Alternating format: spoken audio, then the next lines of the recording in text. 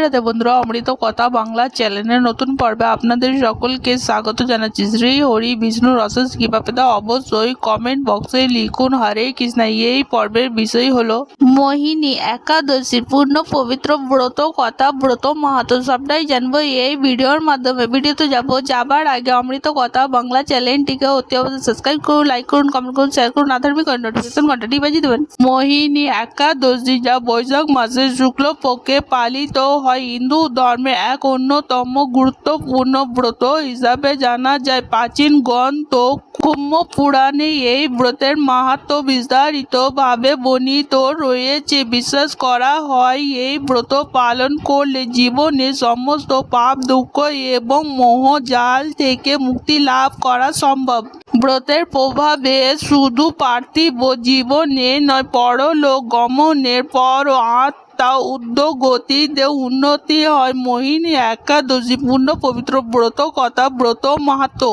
পূর্ব পুরাণে বৈশাখ মাসের শুক্লপক্ষে মোহিনী একাদশী ব্রত মাহাত্ম্য করা হয়েছে। মহারাজ যুধিষ্ঠির বললেন, জনার্দন, বৈশাখ শুক্লপক্ষের একাদশীর নাম কি, কি ফল, কি বিধি, এই সকল কথা আমার নিকটে বর্ণনা করুন। উত্তরে শ্রীকৃষ্ণ বললেন, হে ধর্মপুত্র, আপনি আমাকে যে প্রশ্ন করেছে, পূর্বে শ্রীরামচন্দ্র ঋষি বশিষ্ঠের কাছে এই একই প্রশ্ন করেছিলেন। তিনি জিজ্ঞাসা করেছিলেন, মুনিবর, আমি মন্দিনী সীতার বিরহ জনিত কারণে বহু দুঃখ পাচ্ছি, তাই একটি উত্তম ব্রতের কথা আমাকে বলুন, যার দ্বারা সর্ব পাপ ক্ষয় এবং সর্ব দুঃখ বিনষ্ট হয়।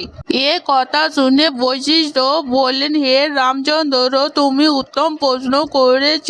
যদিও তোমার নাম গ্রহণে মানুষ পবিত্র হয়ে থাকে, তবুও লোকের মঙ্গলের জন্য তোমার কাছে সর্বশ্রেষ্ঠ পরম পবিত্র একটি ব্রতের কথা বলছি। বৈশাখ মাসের শুক্লপক্ষের একাদশী মোহিনী একাদশী নামে প্রসিদ্ধ। ব্রতের প্রভাবে মানুষের সকল পাপ, দুঃখ, মোহজাল অচিরে বিনষ্ট হয়। মানুষের উচিত সকল পাপ ক্ষয়কারী ও সর্ব দুঃখ বিনাশী এ একাদশী ব্রত পালন করা। একাগ্র চিত্তে তার মহিমা তুমি শ্রবণ করো। এই কথা শ্রবণ মাত্র সর্ব পাপ বিনষ্ট হয়। বহু যজ্ঞ আসে পবিত্র সরস্বতী নদীর তীরে।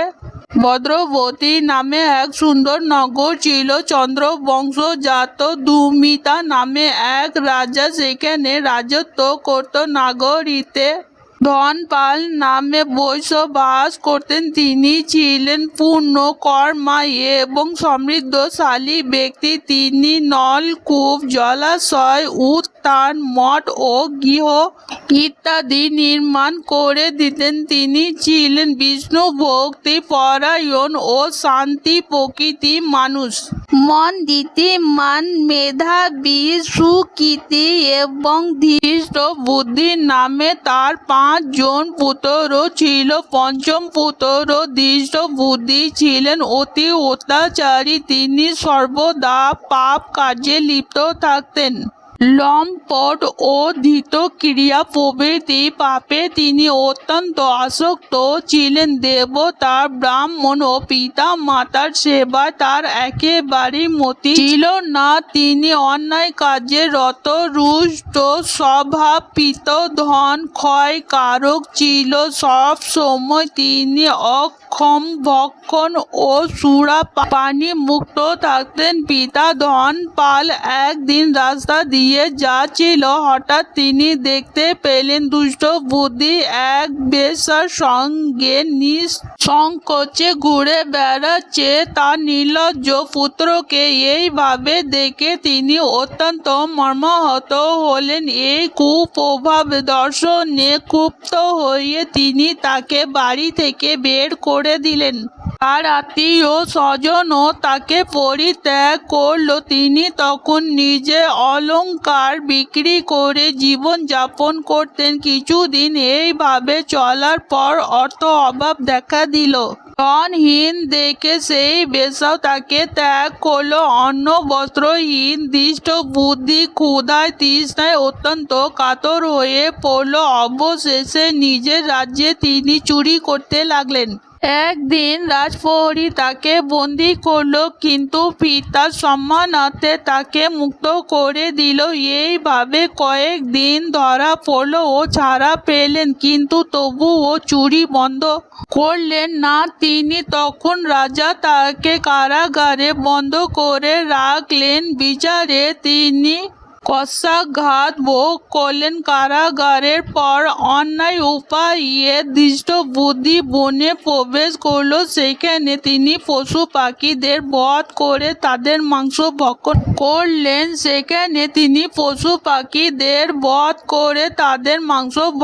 করলেন। তিনি অতি দুঃখে পাপময় জীবন যাপন করতে লাগলেন।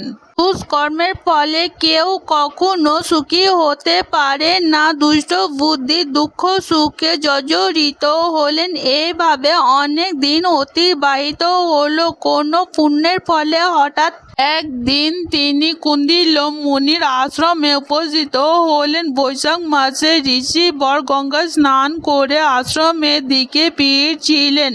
সকালু দুষ্ট বুদ্ধি তার সামনে উপস্থিত হলেন। ঘটনাক্রমে ঋষি বস্ত্র হতে এক বিন্দু জল তার গায়ে পড়ল। সেই জল স্পর্শে তার সমস্ত পাপ দূর হলো। হঠাৎ তার শুভ বুদ্ধি উদ্ভব হলো। ঋষির সামনে তিনি কৃতাঞ্জলি পুঁতে প্রার্থনা করে বলেন, হে ঋষি শ্রেষ্ঠকে পূর্ণ প্রভাবে আমি এই ভীষণ দুঃখ যন্ত্রণা থেকে আমি মুক্তি লাভ করতে পারি, তার কৃপা করে আমাকে বলুন। ঋষিবর বলেন, বৈশাখ মাসের শুক্লপক্ষের মোহিনী নামে যে প্রসিদ্ধ একাদশী আছে, তুমি সেই ব্রত পালন করো। এই ব্রতের ফলে মানুষের বহু জর্জরিত পর্বত প্রমাণ পাপ রাশিও ক্ষয় হয়ে থাকে। মহামণি বৈশিষ্ট্য বললেন কি কোন্ডী ঋষির উপদেশে প্রসন্নে চিত্তে দুষ্ট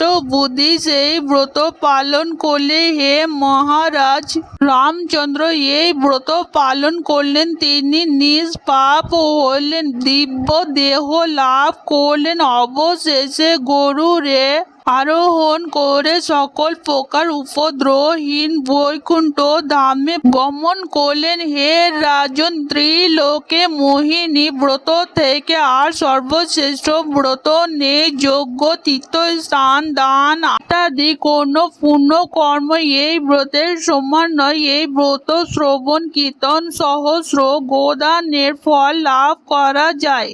আজকের পর্ব এখানেই সমাপ্ত হলো। অমৃত কথা বাংলা চ্যানেলের সঙ্গে থাকার জন্য আপনাদের অনেক অনেক ধন্যবাদ। রাধে রাধে।